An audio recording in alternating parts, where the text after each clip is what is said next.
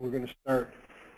This is actually Saturday night, and as you can see, it's 10:32 on November 16th.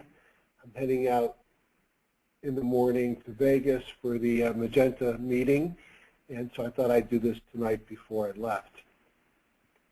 As usual, we'll start with a short PowerPoint presentation. I think one thing I'd like to point out is last week I talked about, I thought there'd be a rally, and now we have our rally caps fully on until we don't. As usual, this is for educational purposes only. Anything I recommend in the spirit of education should not be considered investment advice. I'm a doctor, not a broker. Most physicians lose money with their investments.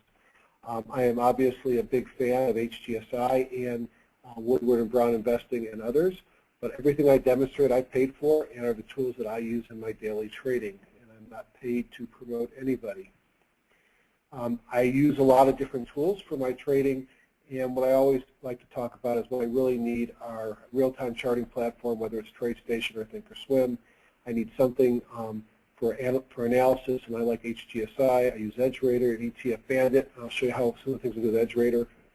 I use Magenta for seasonal analysis, and as I mentioned, I'm a big fan of Ian Woodward and Ron Brown, Woodward and Brown Investing, and I subscribe to their newsletter and Ron's daily market updates. And when available, I watch Ron's weekend reviews, and I follow Ian's blog. So I added a couple things today, or we put back the trading in the cockpit. Basically, one of my favorite things that Ian has ever said was that he's not the guru, he teaches you to be your own guru. And I think that's what matters. I think each of you that are listening to this, it's your own responsibility to develop your own trading style and what works for you and not what works for me or what works for Ian or anybody else. And I think it's important to be exposed to smart people and then to learn from them and then create your own methodology. So some of my favorites is Ian and Ron and Woodward and Brown Investing. These are several books from Alexander Elder. I've read them all. They're great books. O'Neill, who I consider the godfather of high-growth stock investing. Morales and Katcher are his disciples, who really put, I once said amphetamine, but we'll just say they increased the speed in the trajectory of those trades. Van Tharp is really a guru on position sizing, money management. Willane is all about effective volume or the professional money. Bigelow is the person I watch for candlesticks. And what I've added today, Anna Calling up here, Complete Guide to Volume Price Analysis, just an outstanding, good reading book about the importance of price and volume, or VPA, volume price analysis. And she also integrates in some other technical analysis with that and helping to understand on a bar by bar what an instrument is doing regardless of time frame. I highly recommend the book. At the recent HGSI meeting, she actually called in and did sort of a mini web presentation from England. It was outstanding. I think England. She's English. Maybe it was France she's calling in. So bull versus bear case. A lot to like on the bulls right now, maybe too much. Janet Yellin seems to be heading towards confirmation and pushing back when they're going to take out QE. So QE Infinity's on. IPOs are hot. Take a look at ZU, a 71% gain on the first day. Most of the indexes are hitting new highs, which shows it's broad-based. Gas and oil are down, which perhaps will help retail in the Christmas season. There's no major expectations from Congress before year's end, so we don't have to worry more about that paralysis. No inflation on the horizon. Slow and steady growth instead of a meteoric rise, so this may continue longer. And oh yes, seasonality is certainly in our favor with the Thanksgiving holiday. I remember at this time last year, I was also at the Magenta meeting where I got to meet, spend some time with George Lee, who's become a good friend. And I don't know if it was George that put my investing success into overdrive, probably a combination of George and the seasonality. But it's about this time last year that housing changed and led a broad-based market that has not stopped since. Now, there's a bearish case. Depending on how one looks at the multiples, some people would say that the earnings per shares are high enough that we're not trading at a very high multiple in the S&P 500, therefore there's room to go. but others will point to earnings per share growth, which is slowing, and it may not support these levels. Another bearish argument would be that most and many major market corrections occur when there's no obvious reason to worry. Bull markets are made on climbing a wall of worry. What happens when that wall doesn't exist? We've certainly had a huge run without a major correction, and Detroit defaulted. What happens if Chicago defaults?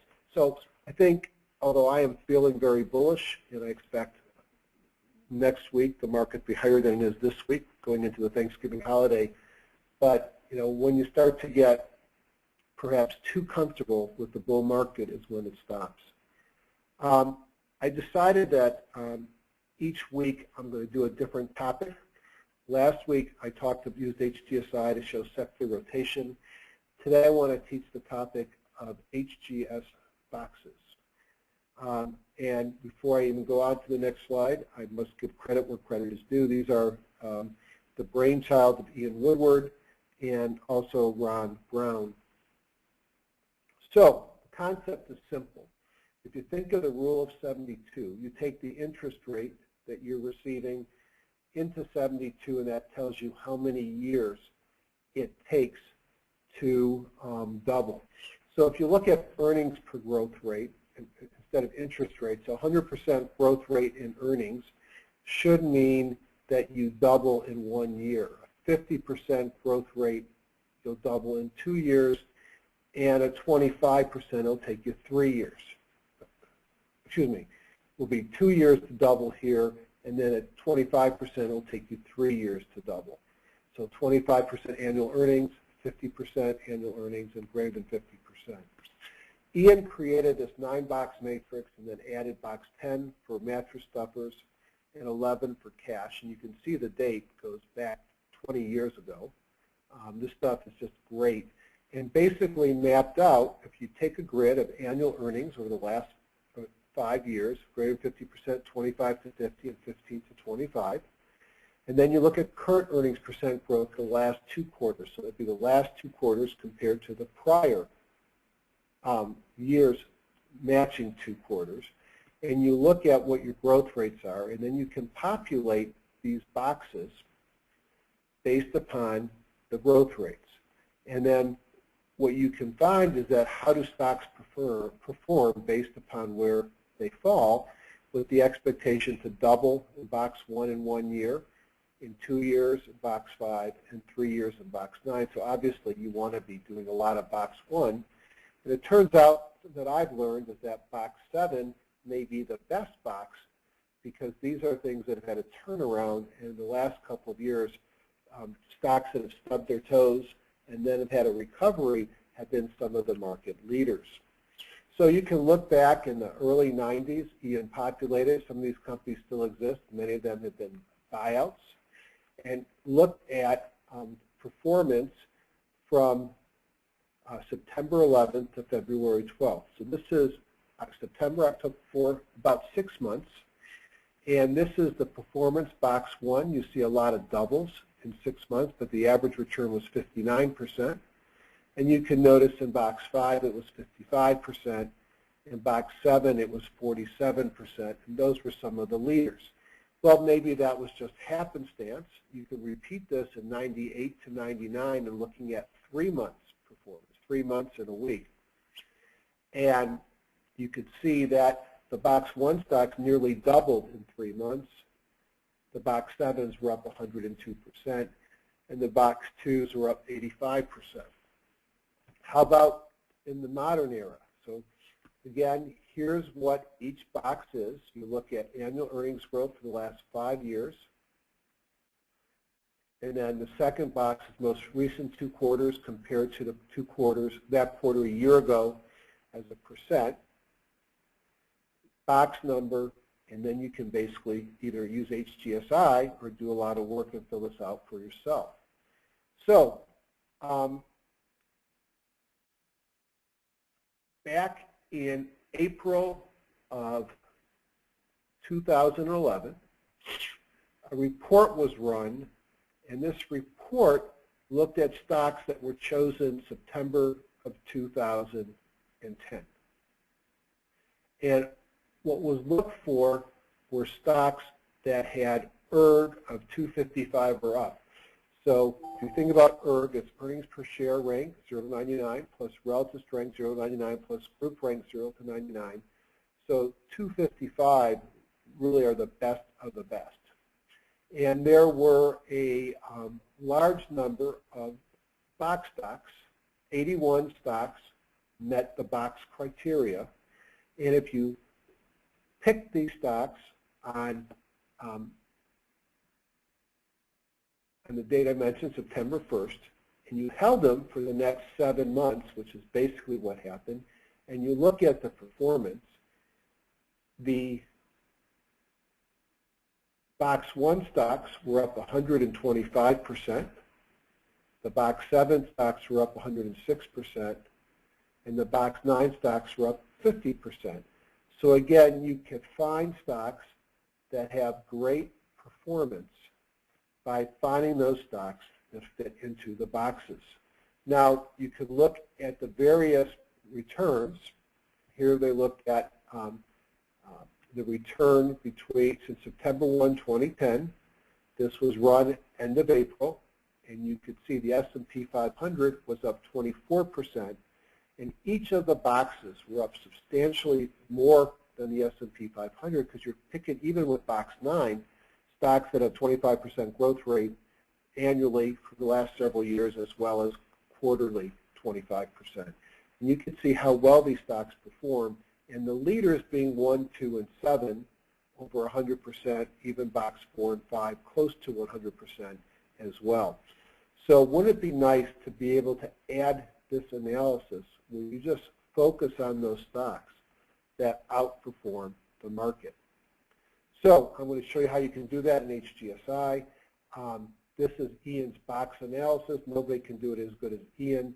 The bottom line is stop this, write this down, or take a snapshot of this, and then go and build your matrix of the highest stocks in each box. Maybe look at relative strength and rank them and pick them based upon their earnings, and then watch and see what they do into the year-end rally. Now, for those that have HGSI, I'm going to make it a lot easier.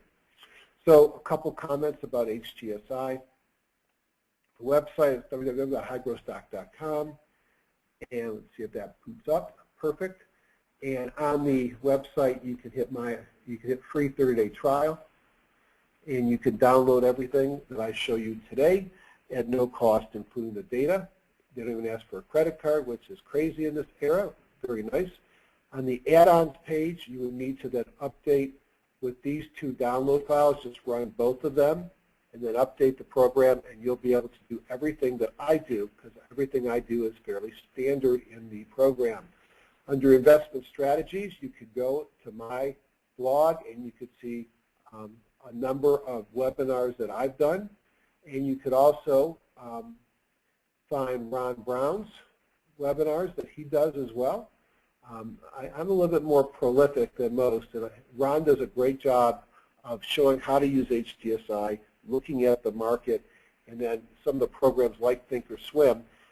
I talk more about stocks, and I do it more frequently. I think when I started doing it, Ron took it the opportunity to cut back a little bit, and he's done it for so long, I don't blame him.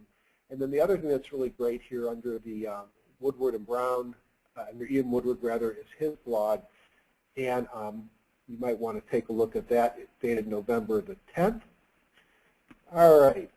Now let's go ahead and let's take a look at the market. So before I go into TradeStation, let's look at the market that we've had. Actually, back up a second. You know, a lot of people may question some of the things that I do. What's the data to support it? How much back testing have I done? And I kid you not, I heavily rely upon Ian and Ron for much of what I do and much of what I've learned. And if you've ever attended the Pal Spiritus meetings, you'll know that much of the time is spent validating the things that I'm talking about here is taught by Ian and Ron.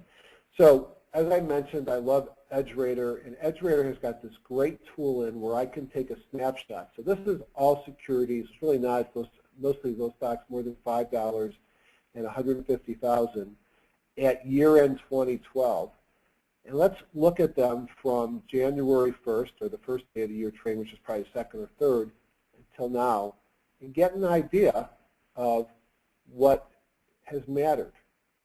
So the first thing is you can look at ERG, remember that ERG we just talked about, and I've seen this before, and it's kind of interesting in that there's probably a sweet spot in the 220 to 280, 290 period where high ERG stocks outperform, but it turns out the top number, the 291 to 300, and you can see the number of stocks that are in there is quite small, actually underperformed, where some of the stocks that had the lowest ERG outperformed. And this is part of where the box 7 turnaround story becomes from. So up to a point, and maybe it's 280, 290, the higher the ERG, the better the performance. Now, earnings per share rank, you could see the better the earnings, the higher the percent, although those stocks that had no earnings also had, did as well or better than those with the greatest earnings per share rank. Now, that's part of the turnaround, as those stocks that have gone from negative to positive earnings are often those stocks that outperform. We can see that relative strength rank matters, where except for the first box, and again, I think this does relate to the turnaround stocks, but you can see a fairly linear increase in performance based upon relative strength. And this is not a filtered, of only the best stocks. These are looking at the market based upon the size of the price and the volume, showing that relative strength matters. Now, at first I was disappointed when group rank didn't matter, but if you think about it, groups come and go throughout the year, and so the group rank based upon January 1st may have nothing to do with the group rank in March or July or August or October, and so it didn't matter what your group rank was in January. Accumulation distribution, no shocker, those stocks that were in the A's and B's outperformed the D's and E's, although in reality it was just the E's that got clobbered. And again, right here, just to tell you, I'll go to the boxes, it's a little easier to see. 0, these are stocks that had no box. So this would be the market as a whole, up a little bit, about 32%. Box 1 for the year, up over 46%. Box 6 and box 7 also doing quite well, over 40%. And you could see that many of these groups, box 1, box 2, box 3, box 6, and box 7, all outperforming those stocks that did not qualify for a box, or suggesting that the box stocks for the year we're in, no filtering, start to finish, all outperforming those stocks without a box. So I think that's cool stuff, and before EdgeRater, it would have taken me days to build that report. Where is the week that was? All I can say is wow. All right, first thing is you notice there's 2 red lines, red candle highs at high jumps, which is my way of finding short candidates. High jump through their extended stocks that shot above the prior high and then closed down for the day. And you could see they were down 1.5%. Special situations usually are trash stocks, and I think this was a big dividend payer. Let's see if I can find out what that was. These are things that I get interested in because of a story, but not because of it. Yeah, this was, I talked about this, I think I put something out on the web. It was down 3.79% a single stock. It pays this ridiculous dividend, 38%, but I think it's mostly because it's a terminal entity, meaning it will be all paid out in the next 2 years and there will be nothing left for your investment. So I don't think most people would want to be investing in that. All right, just did it again this time. All right, since I've locked up here, let's see if I can unlock this.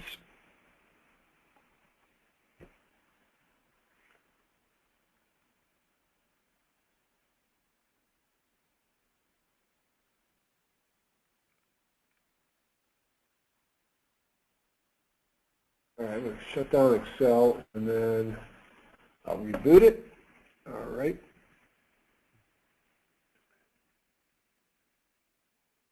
Okay. Don't like to see that, do we? Let's shut down all those windows.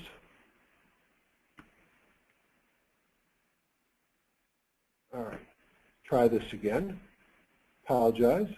This is really a super fast computer, so it sort of surprises me when it has problems. All right. All right, there we go.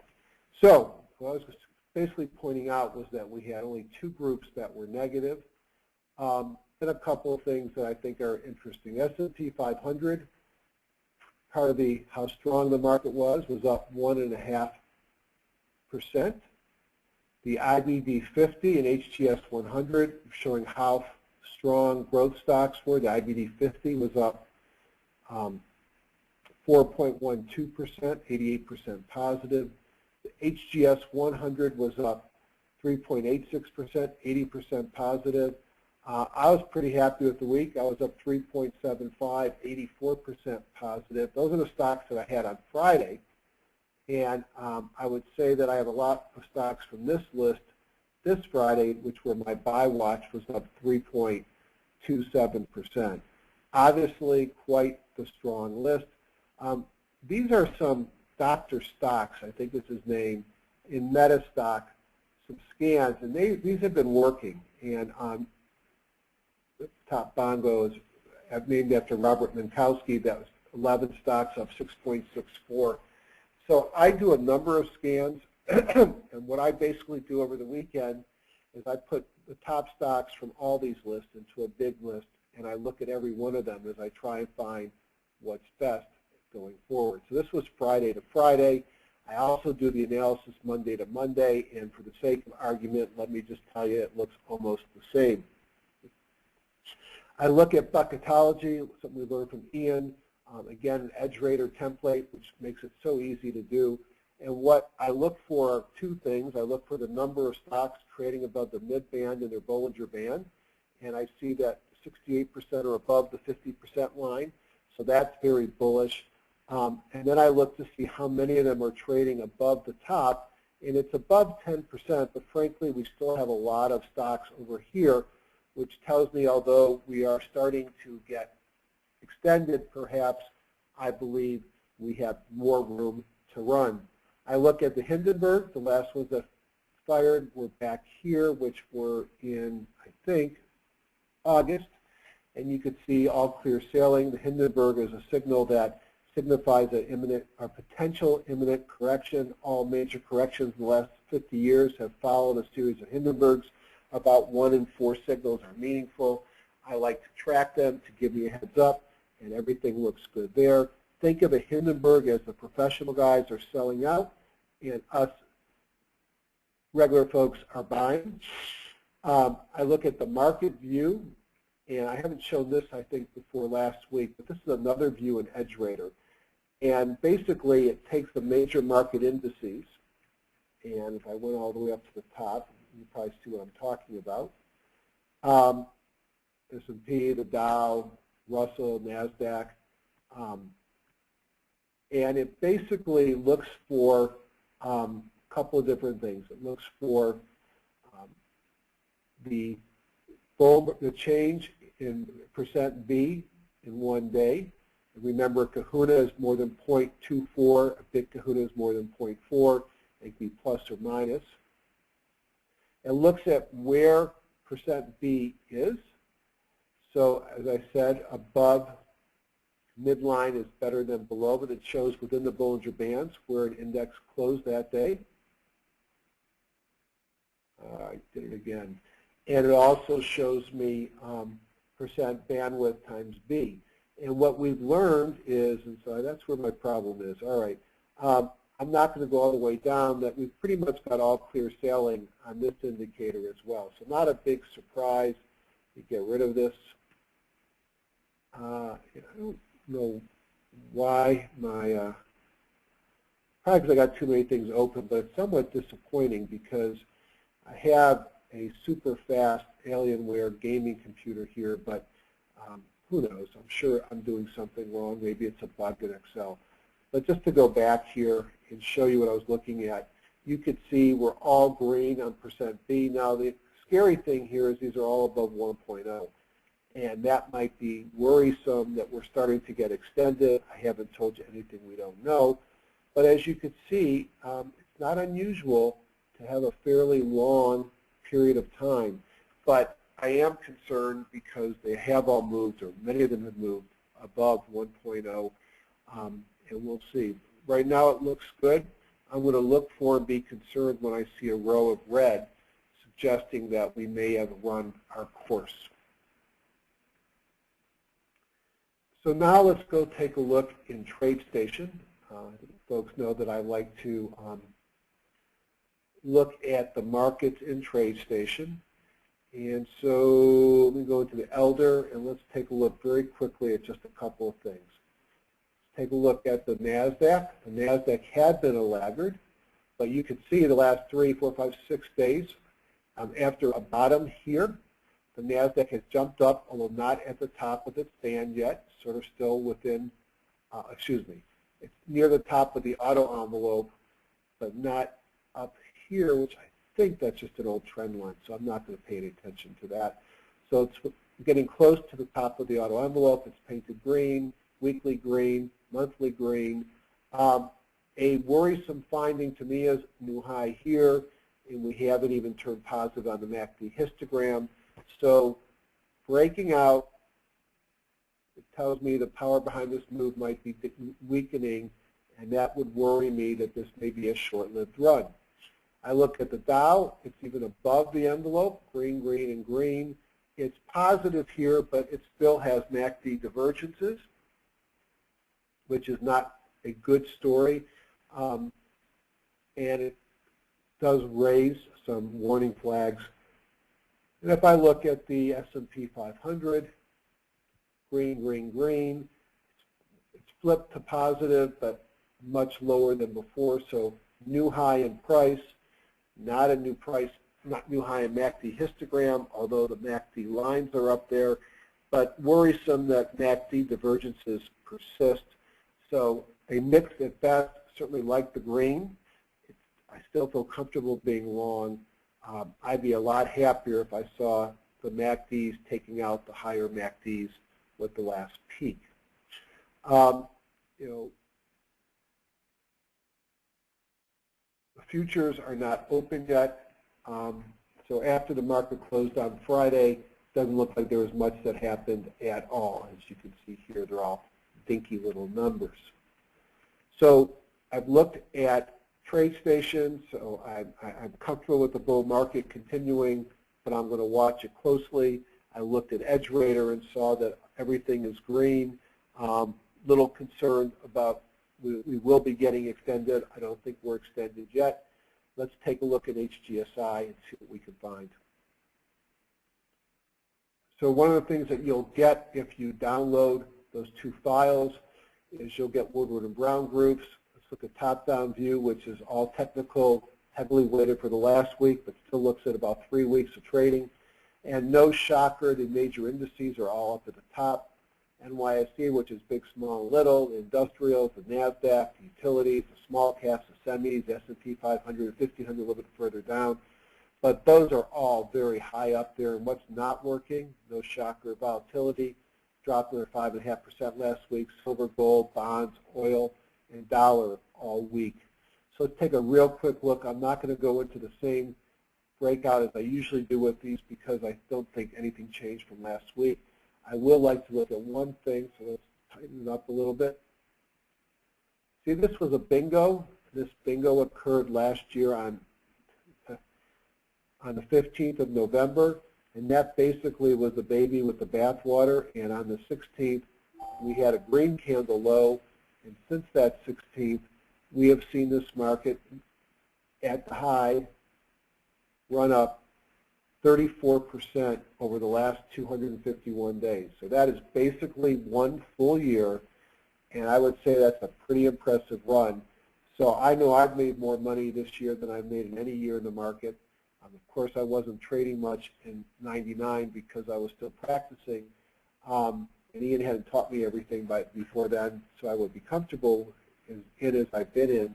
But very strong market, above the Bollinger Band, which I saw there all above 1, taken out previous highs at all-time highs, had a kahuna on Thursday. So I would look at this and say it's very, very, very bullish appearing, although, as I said, when you least expect it, bull markets have a tendency of ending. If I look at the NASDAQ, not quite above the band, it's right at the top of the Bollinger Band, but also at a multi-year high. Unfortunately, in the NASDAQ, we have to go back to 2000 at some point and show you that, I don't have to go back there. We are nowhere close to the 2000 highs in the NASDAQ, although we're certainly getting up to 4,000 is pretty exciting, and I'm sure there'll be 4,000 in the NASDAQ watch on CNBC this week, as we're about 15 points away. Kahuna on Wednesday. DI crossover, everything is green, not much to not love. I look at those 30 stocks that we all follow, Dow Jones, pocket pivots on Thursday and Friday, everything is green, out to blue sky, all-time highs. One of the things I like about all-time highs is you don't have people just above it saying, if I only get that price, I'm going to sell it and get back to even. So you may see a little run here, or a run continue. You got 8-day exponential, 17, 50, and 200 simple, all lined up exactly the way you want. And I just love it when things work out this way. Pull back to the 200 back here. Let's see how close it got to the 200. So on October 9th, the low was 14,719, and the 200 was 14,728. So it undercut the 200 by $9, closed with a doji, and it's been running ever since. And just from that recent pullback until now,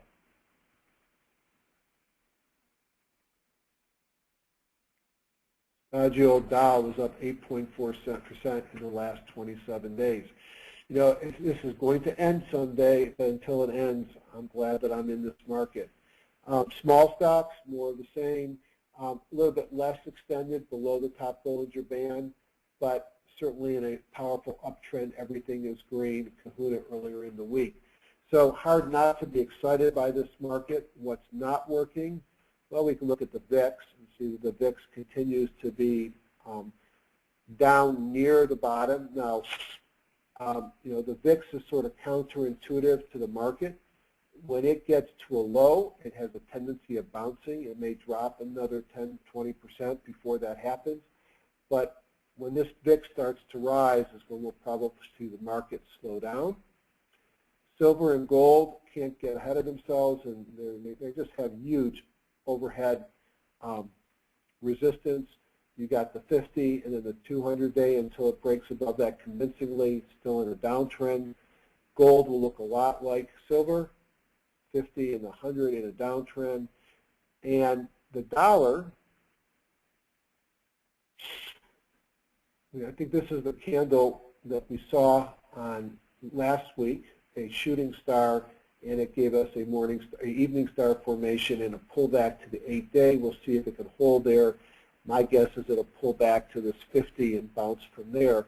Weak dollar, good for commodities usually, although gold, silver did not seem to respond to that this week, but certainly a weak dollar has been supportive of the market. Probably more tied to Janet Yellin and persistence of QE infinity. If I go down one group and go into the broad market indices, go find the S&P 1500, I can then go into the eye charts. In the eye charts, I love these charts because they give me a sense of the power of the market. So the first one here, is looking at VI plus over minus. This is the S&P 1500, so small the 600, medium the 400, and large the 500 combined. Everything is green on Bongo and the forest. That's nice.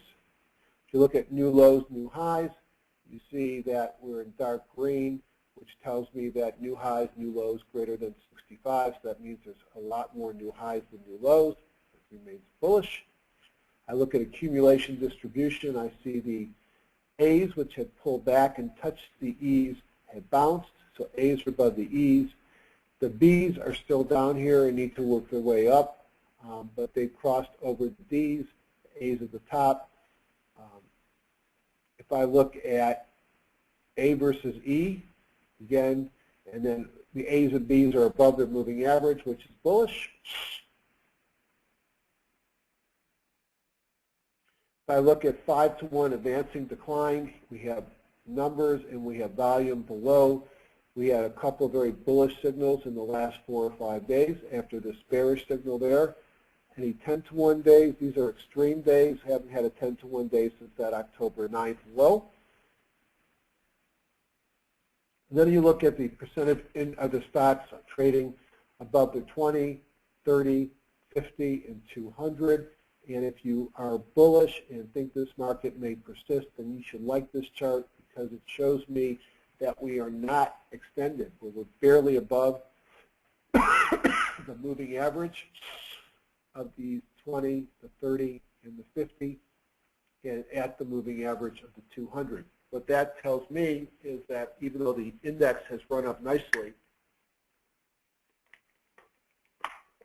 the stocks are not overly extended.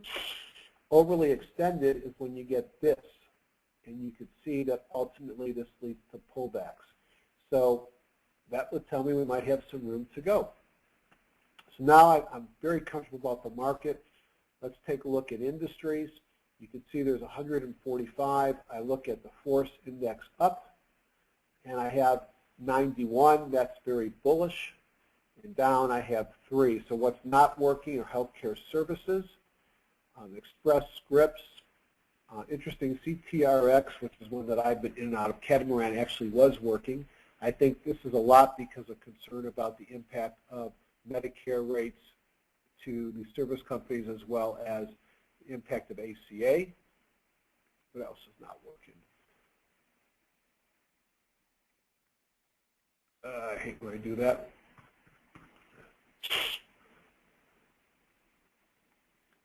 Gold, residential REITs, everything else is up. So let's quickly go through some of these. Biotechnology. Now I'll tell you, I was underwhelmed by biotech as far as charts that I thought just blew me away in my weekend review. Looking here. Somewhere I think I have the, actually this view may not have the boxes. So let me show you how I can put the boxes on this view. Edit current view. All right, so we go into here for HGS boxes.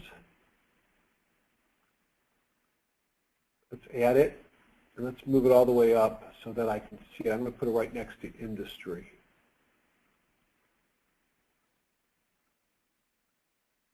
Okay, so there's my HGS. So not everybody has a box, and if you take a lot of these biotech, they don't have earnings. So very quickly, Vanda had a FDA panel recommend approval, although still the full FDA has to come in and say something on a product that looks like it's for sleeplessness and blind people, but I guess if you can't see dark versus light, how do you know when to sleep? And you can see what happens to a biotech stock. How do you be long this stock? Well, you may have gotten smart and got long here, but reality was you had a Bible gap up and a kahuna here, sort of a nothing day on Thursday, and it ran Friday. The interesting thing is the Bible gap up was when one of its competitors had some bad news at the FDA and nothing bad was said about this one. I don't know how I would have been in this stock when it gapped up. I don't like stocks in downtrends. It was below the 200-day moving average. Right now, I'd let Dr. Ghilardi tell me about what the market potential was for this product, but it's had a couple of Bible gap ups. I'll probably skip it because it doesn't make money yet, and I don't know enough about it. BioMarin is another early stage biotech. You can see it pull back to the 200, had a big day after Kahuna and volume on Friday getting above the 50, DI crossover, mostly green. Might be something to take a look at. I don't know much. I know they've got some oncology products in their portfolio. They make a little bit of money, so perhaps, or have some revenue, they have some products on the market. Biogen IDEC, this is one I did like. This is a leader in orphan drugs, MS drugs, had a great oral MS product which caused much of this run up. I like great companies that pull back to that 50, had a kahuna, DI crossover, mostly green, makes money, trades at a pretty big multiple, but it's probably worth it. A multiple of 30 seems high for a biotech, but not when I see growth rates that are still 23, 62, and 22. I like Biogen. I love Gilead. Gave us a nice pullback down to the 50 and running again. Last week I pointed out the pullback to the 50. Insight, I know this company well. What I like about this company is it's got fantastic leadership with big pharma and big biotech experience. They don't make a whole lot of money yet, although they do have a product on the market. And they got a pipeline. This is a pipeline story. I do get excited when I see multiple kahunas in a row. And this is one you could have gotten through as it went through the 50 with the kahuna was giving us a buy signal here. Starting to get extended. Alexion, again, pull back. You could see this sector, which was weak, really turned around this week. And I can find you a number of stocks that have pulled back to the 50 and started to run. Vertex, weak, below the 200. I don't usually buy stocks down here, but looks like it's putting in a bottom. You might want to follow that. I still like Celgene. Is it the right time to buy Celgene? I need to have reason to buy it, so I'd be looking for it to break above the 50, a pocket pivot, a viable gap up, a kahuna. They had what I thought was some good news. They've traded up some from where they were. Not a cheap stock, trades at a multiple, also close to 30 like Biogen IDEC. Arena has one of the obesity drugs. I still don't know why you can't sell an obesity drug. It must be because docs are afraid to use it because we got burned with some safety issues in the past. It's not like you're curing cancer, you're treating fat people, which I used to be one. I would have loved a pill that would have helped me. Maybe something is happening here. You've got Arena and you've got Vivus have products in the market. And I'll just go to the next three because there's things. Prana Biotech, don't know anything about them. It looks like it's running again. Huge volume on Friday at Kahuna and a viable gap up. It's a cheap biotech, might be worth playing some. Love the pattern of the pullback, breaking out. It's been as high as 6.75 a couple months back. Don't know anything about what they do. What I liked about this picture was it broke up above the 50-day moving average on huge volume and a Kahuna. That might be telling me something that I should find out. Pharmacyclics has been one of my favorites. It got approval in one of its indications announced on Friday. I scratched my head, maybe not Friday, I think Thursday. I scratched my head a little bit because it didn't get the major approval, but I think that's still coming. I don't think it's been turned down. They just had two separate indications. Look at a lot of the big biotechs. They seem to have their run-up before approval, so it might be, I don't know, maybe it will be viewed as still before approval and continue to run, but it's a blockbuster drug for leukemia. And then lastly, Ligand. Here's that same pattern of stock in an uptrend, kind of some boring days here on the 50-day moving average. Pocket pivot, Kahuna, huge volume coming in Friday, DI crossover. This was a not so great commercial marketing company, but a really great product development and royalty story. And at this point, I'm not aware that they have an active commercial arm, but what they do is have pieces of a lot of products in the market, including Kyprolis, which is the product that Onyx had that was so enticing to Amgen and why Amgen paid a lot of money for them. So they get a royalty on that and other products. And so if you want a biotech that's perhaps got growth in it, pull back to support a day ago, I call that a pullback ready to run because you've got the pocket pivot, the DI crossover, the volume, and the Kahuna. All right, for those that have questions about biotech, you're welcome. Other diversified banks, like last week the banks were strong. I still think highly of Bank of America. I recommended it last week as one that I was interested in. Why? it was meandering around by the 50, and then we had a pocket pivot come in on Friday, Monday, Tuesday, Wednesday, Thursday, Friday, moving up. You had a kahuna back here on Thursday last week or Friday last week, 6 days ago, with volume, more pocket pivots, another kahuna, everything's turning green. It's got earnings per share growth. Maybe someday they can start to pay a dividend again. I think Bank of America looks good probably for the long run, and I've been in Bank of America for some time. JP Morgan, hard to sort out all the lawsuits and all the money they're paying out, unfortunately related to things like Bear Stearns that they really had nothing to do with. They just acquired the ill will. But you have a stock that I pointed out last week, multiple days touching the 200-day moving average, and I said that's where I want to buy it. And so there are other people, because Monday, Tuesday, Wednesday.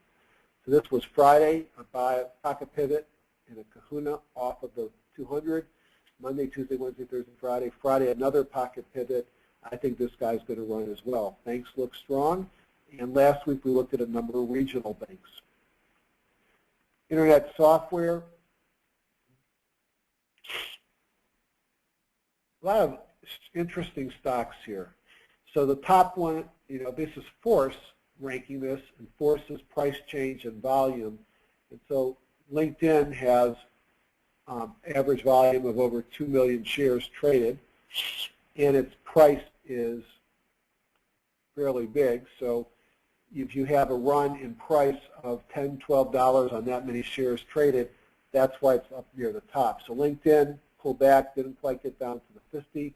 Looks like it's trying to mount a recovery.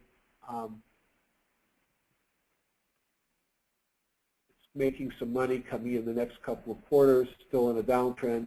Although long term it's above the 200-day moving average, so long term it's in an uptrend. If it breaks this, maybe it becomes a growth story again. Pandora, the stock just keeps going and going despite iTunes coming out with a streaming music service. Beautiful chart. Don't love the earnings picture. Lower left, upper right. Kind of getting extended, although not totally at the top of the high jump. This is a red candle high at the high jump. This is what I scan for, looking for stocks that are extended and pulling back. There's no red candle high. I'm not at the high jump. Still looks interesting. Let's look specifically. Baidu stubbed its toes back down to the 50. Looks like it wants to run again. A kahuna on Thursday, gapped up on Friday. Everything is green. There's a lot of things that are behaving. How much of this is the stock? How much is the market? Google, big gap up here on earnings, has gone sideways since. Is this the week it takes off? Starting to see a squeeze come in here. Might be interesting to follow. Then you've got a bunch of Chinese stocks in here. This is so fun. Fortunately, I own a bunch of this one. Big run up here, probably at a point that I need to think about lightening up. You saw a red candle high at the high jump candle here, and the stock sold off on Thursday but bounced on Friday. Definitely long in the tooth and a risky stock at this point. Bit Auto, another one, big run up here. It's actually, I'm discounting this quarter here. I just don't think we have data, but has been making money on a quarter-over-quarter basis. Had a Bible gap up earlier in the week with a kahuna. When do you get off? Because eventually these stocks drop. Anything else I want to look at here? Yeah, nothing else that came up earlier. The next group down, this is top-down investing, one after another, internet retail. Yeah, this is another red-hot group. Yoku had a nice pullback here, undercut the 50 more than I would have liked it to have seen, but had a kahuna, a Bible gap up on Friday. Probably want to do some research on that, but this is in the right place to play. Doesn't make money, so I might want to do some research, but I like the chart pattern. Netflix, it's probably a $400 stock. Now, this is a stock that's had a huge run, but it's not extended at this point. It had a nice day on Friday. It's got great earnings per share growth rate. It trades at a high multiple of 241, but it grows at a multiple at a growth rate above that. I think this is still an attractive stock. Facebook has pulled back to what might be an interesting place to buy, back down on the 50-day moving average. Looks like we're going to set up a squeeze here as the 50, the 8, and the 17 are coming together. Strong market is going to lift all these. Amazon.com breaking out to all-time highs after a little pullback to the 17. Everything is green. So the thing that's interesting on Amazon is look at the earnings per share that are projected to come in. You know, just ask my wife. There's no better company. Their pricing is great. Their service is great. I love them, and it's not just their books. They've become, you know, we wanted to buy something called Angel Eyes for my dog. I want peanut butter granola bars, which I can't find in my local grocery store. I just go to Amazon.com. They seem to have everything at a very fair price, and it gets here in 1 or 2 days. Love Amazon, and I like their stock. Yelp, sideways movement down to the 50. DI crossover on Friday with a Kahuna in volume. I like that pattern a lot. Market rolls over. These guys will roll over with it. Priceline breaking out to all-time highs. Great earnings per share growth when you consider that its multiple is 30. This is a stock that just doesn't split. Continues to have a nice run-up, lower left, upper right. Red candle high and extended on Friday. Could be setting up for an evening star, so that one might be a little bit of a risky play. And I like PetMed Express, mostly because I buy a lot of stuff for my dog from them. You know, it's kind of an ugly pattern here, but it looks to me like it might be setting up for a squeeze. Red candle high here, but not at the high jump. Did have a Kahuna on Friday. I don't know why I like this stock. Maybe I like buying my food there, the dog food there. I'm not going to skip it, ignore what I said that I liked it. Back. Pharmaceuticals. Just take a look at a couple of these. Cadence.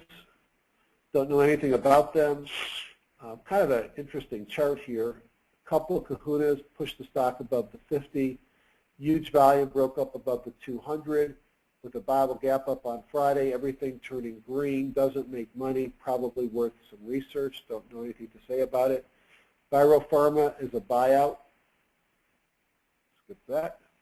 Pfizer, after breaking above the 200 and giving one of Ian's favorite sign of multiple kahunas, had a nice run up from 29 to 32, had a kahuna earlier in the week. Everything is green. It makes money, has some modest earnings per share growth, pays a 3% dividend. Boring, but good. Merck has had a nice snapback after pulling back below the 200. I like Pfizer's chart better, but it pays a 3.6% dividend. Everything has turned green. J&J, huge uptrend for the year, trading near the high of the year, a little bit below, probably right around the high of the year. Not much earnings per share growth, but does make money and also pays a dividend. It's close to 3%. These are a lot different than the biotech stocks without the earnings per share growth rate, but they do, many of them do pay dividends here. Salix Pharmaceuticals, big run up here after making an acquisition of my stock, Santeris. I know Bruce B. and I are happy with that move.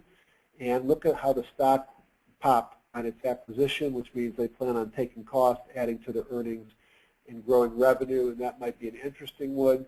These earnings here are not fair because if you look out a couple of, 18 months, it's got a big earnings explosion coming into the chart. That will be one to watch.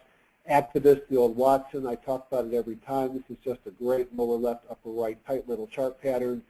It keeps running. It's got great earnings per share growth, generics, and branded manufacturing. Acorn is one that's been a darling in HGSI for quite some time. It looks like it's running again. Look at all these kahunas, volume coming in Friday. Everything's turned green. Recent acquisition was announced, which should propel its earnings per share growth.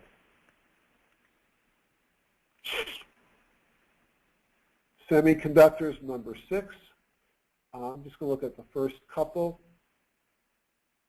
And then one of the solars. Micron Technology, I got smart and bought it on the pullback to the 50. It continues to run. Pocket pivot on Friday.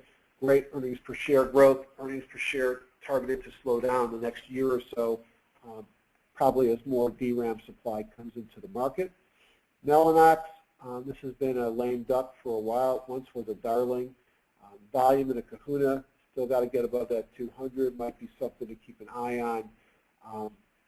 It just has disappointed for the last 18 months or so. Solar stocks, First Solar, nice move up here off the 50. Everything is green, makes money.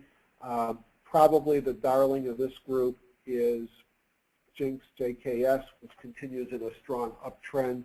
I had heard some bearish comment on CNBC about the solars not too long ago, but from my perspective, the solars look pretty darn good still until they don't anymore. And again, much of this is propelled by a super strong market. Home builders, even they popped up this week. They're still mostly trading underneath their major moving averages. Here's Pulte. Got to get above the 200 before I'm going to pay attention to it, but a nice bounce with a kahuna off the 50, but this means a lot less to me than it did last November. Let's go back and look at that. Last November, it broke up above the 50, but the 50 was way above the 200, and that led to a big run up. Now we're looking at a stock that's underneath the 200, so I find that a lot less compelling. Here's D.H. Horton, same story, above the 50 but below the 200. Here is Lennar.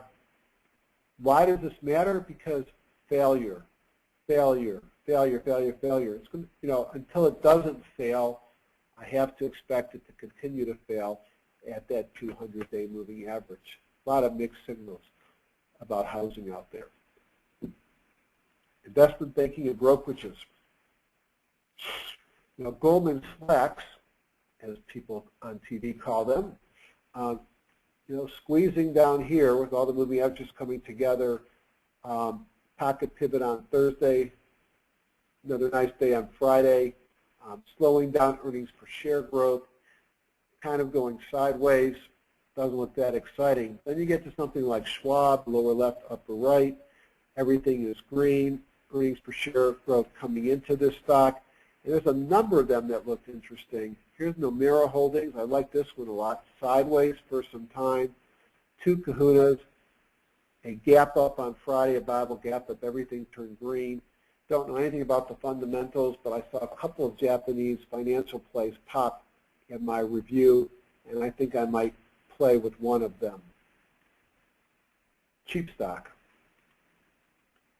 So I usually look at the top 10 and see if anything else looks exciting.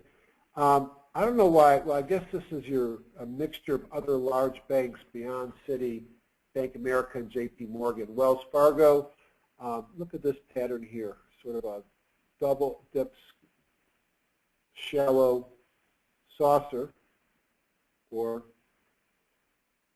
I guess you can call it a saucer, but with multiple pocket pivots, multiple kahunas, PI crossover, everything turning green. This stock is going to run, in my mind. Here's that other Asian stock that I thought was interesting, of multiple kahunas, financial stock, a Bible gap up on Friday. I think this is Japanese as well. So the two of these Japanese stocks, both about $10, financial stocks. Like I said, I'm going to probably play one this week if the market behaves. A lot of international stocks here. Let's see if there's anything that showed up on my review that I liked. Nope. Next one down is oil and gas exploration. And these stocks are starting to be interesting looking, especially those with gas plays. So I'm scratching my head. Canadian National Resources. I'm sure there's a lot of shale action here, but the stock's been sideways, hard to be excited. EOG pulled back, hard to be excited.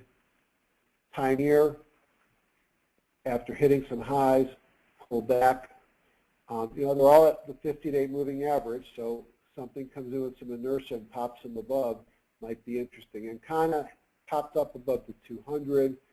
A couple of kahunas, more interesting looking. Everything is green up here. There's a yellow on accumulation distribution. But I don't, it's been in a downtrend for quite some time. Obviously, there's something moving into this group as it's sitting near the top. There are some that look more interesting. Here's S&M Energy, huge earnings per share growth, small, not as big as some of the others we looked at. Pull back, looks like it wants to run. Oasis Petroleum, Sharp pullback, but it's stopping here at the 50-day moving average. It's got earnings per share growth. I'd rather buy something bouncing in an uptrend off the 50. So I find that stock interesting. I'd probably say the same thing about Sanchez. Looks a lot like it, but it undercut the 50.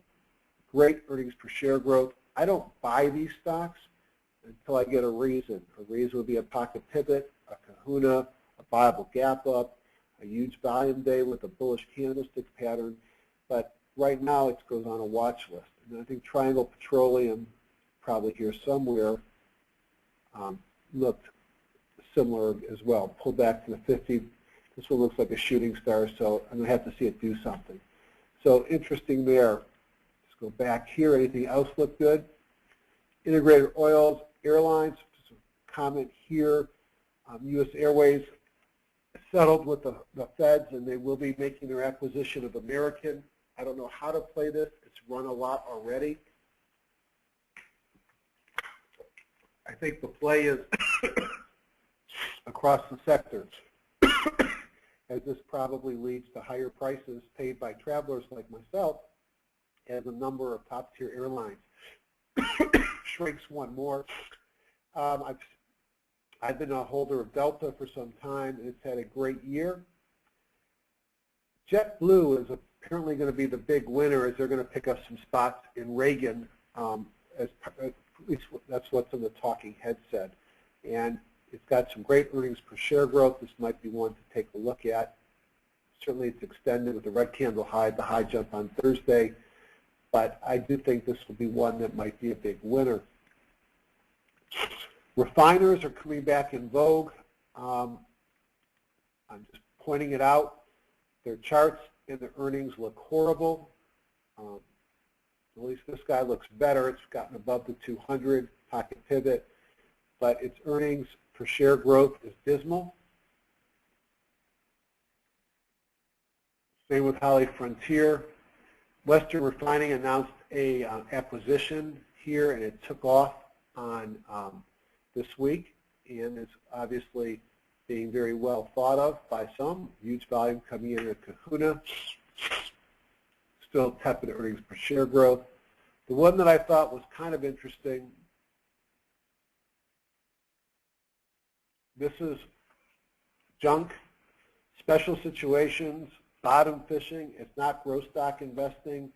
Here is a refiner. It had a Bible gap up, a green candle low, and a pocket pivot in a bullish engulfing pattern on Friday after a doji on Thursday. That's and volume. That's a very bullish candlestick pattern as far as I'm concerned. However, it's way below the 200-day moving average. So it's a refiner, which means that actually looks like it has some earnings per share growth coming in. It's had some big revenue increase. What intrigued me was it pays a 7.6% dividend. ROE is horrible at 1.29%, but that's probably more indicative of the class.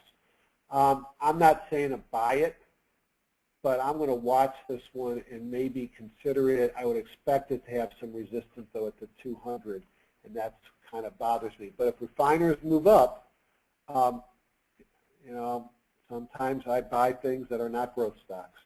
I heard a lot of people say good things about Dell at DK. Held at the 50, still got to get above the 200, had a kahuna on Thursday, DI crossover, everything is green, but it too has tepid earnings per share growth.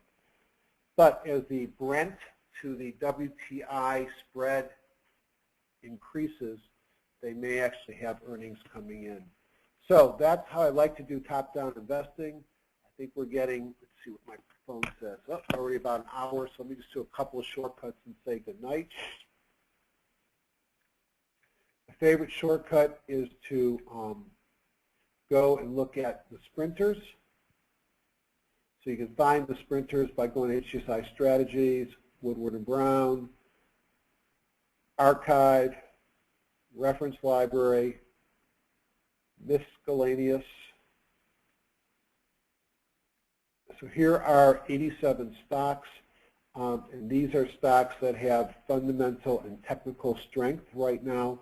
So if you don't have a lot of time to do what I just did, this is one way of looking where you can pull this view up, take your 8,000 stocks down to 87. The other thing I like to do is the group inclusion filter. So let's just run through those 30 stocks. So I ran the GIF earlier, my version of the GIF, and I came up with 29 stocks. So let's quickly go through the group inclusion filter winners. Ligand we already talked about, pull back to a 50 pocket pivot at a kahuna. Fiesta Restaurant Group, it trades 300,000 shares a day. I didn't like its forward earnings growth. Looks like it's slowing down. Doesn't, it's a smaller stock. Shooting star on Friday, although huge volume. Kind of interesting that much volume. Couldn't get the stock to close at the top of the day, so probably not a lot of buyers left. SoFun we already talked about. Alexion we already talked about. Lumber Liquidators, big lower left, upper right stock. I'd rather buy it closer to the 50, but it looks like it's running on pocket pivot at kahuna. Everything is green. iGate is a technology stock. It's going sideways here. Not much of earnings per share growth, but did have a kahuna on Friday. So these are just the stocks that came out of the group inclusion filter. Santoris has been a buyout. It's already too late. CTSH, nice run up here. Certainly extended. Everything is green. Homeowners Choice, great earnings per share growth when you look at an annual basis. It pulled back to the 50. Earnings came out were positive. A couple of kahunas off to the running. Everything is green. InvestNet, don't know much about this. This is a internet software technology platform. I think it's got to do with financial advisors. Bangladeli's red as it's in a pullback. For those who've not been here before, maybe I should explain what the group inclusion filter does. The group inclusion filter basically takes a lot of these lists that I started off when I looked at the performance, and it says if these are lists of great stocks, the stocks that show up in the highest number of these lists are the best stocks to buy. And I showed you that last week they were some of the best stocks to buy. So SoFun, Auto we looked at, Ligand we looked at. We'll look at Buffalo Wild Wings in a second. Here's that InvestNet, and here's Homeowners Choice. You can see all the different lists. Some of these are made up by me, but HGS 100, at approaching new highs, Market Smith 250, top 150 EPS and RS according to IBD, daily and weekly bongos, top Vector Vest by VST, these are the top 100. Multiple smart groups. These are the things that I'm looking for. So these are the 30 stocks that made it into many of those lists. HMIN, a Chinese hotel play, pulled back to the 50, multiple kahunas, huge volume after pocket pivots on Friday and the Bible gap up. That looks very interesting. Auto we already looked at. Methanex is, I believe, a commodity chemicals play. Great earnings per share growth in a big, powerful move up. Extended here. I'd rather wait for it to pull back some. Michael Kors, the leading retailer on this cycle, at all-time highs and running good earnings per share growth. Generac, they make the AC, whatever it's called, generators. Did well after Katrina. They're still doing well. Don't like the earnings per share growth. Ambarella, this is a semiconductor company with a few technology plays that are showing up.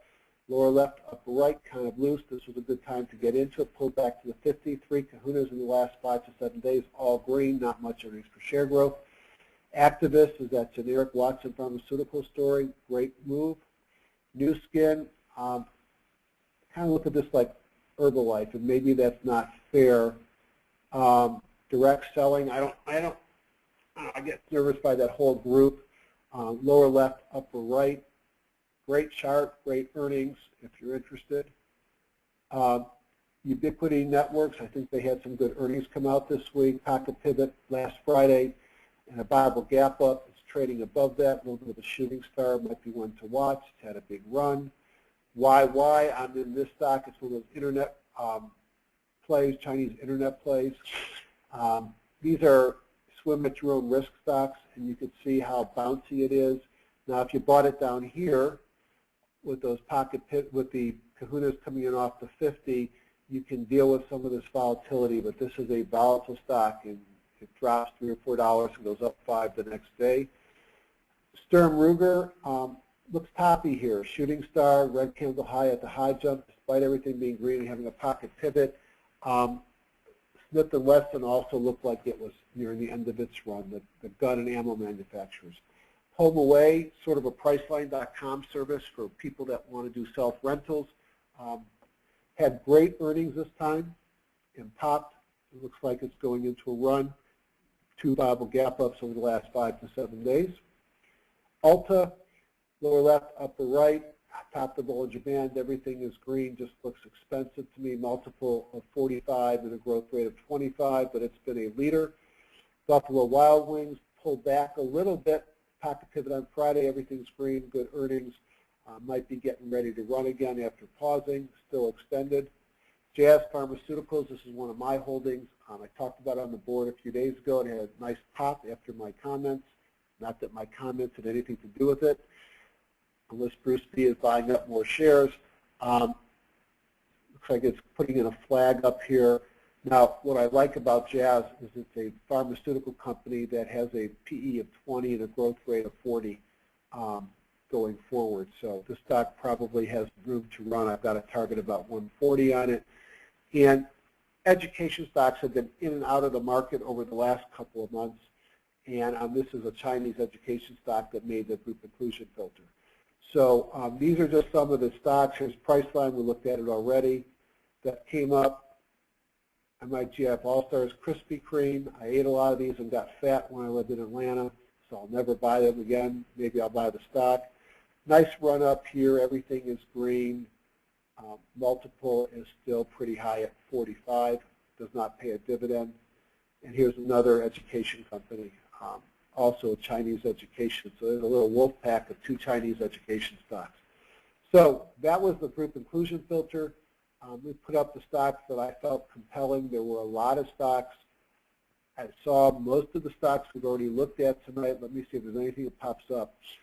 I didn't mention the truckers, but if I see here, I had 3 truckers make my buy list. Now, I'm not usually buying trucks, but here is Celadon. It's got earnings coming into the stock, broke above the 200. Low risk, I can set my stop right underneath the 200 if it holds it. Ryder looks like it's breaking out to new highs. It makes money, pocket pivots, everything is green. And Swift Transportation, I've been in and out of this one. What a nice lower left to upper right, big kahuna in volume. So truckers look interesting. That's not a typical thing I saw. Here's some of the pharmaceuticals. We talked about Lanet a couple weeks ago. It had some great earnings and a big breakout. Nice move up here. Still is interesting. Look at the earnings per share growth coming into the stock. Still pretty phenomenal. We talked about some of these oil gas exploration. There's my little Tibbler fertilizer. The internet retail stocks, we talked about them. I guess we've hit most of the things that I felt were interesting.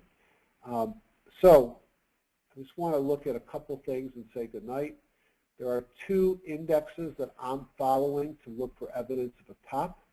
One of them is the LLURs that we did at the most recent meeting. Let's see if I have it here. Yep. And what we did here was we took the stocks that were leading in the market. I have an index calculated on it.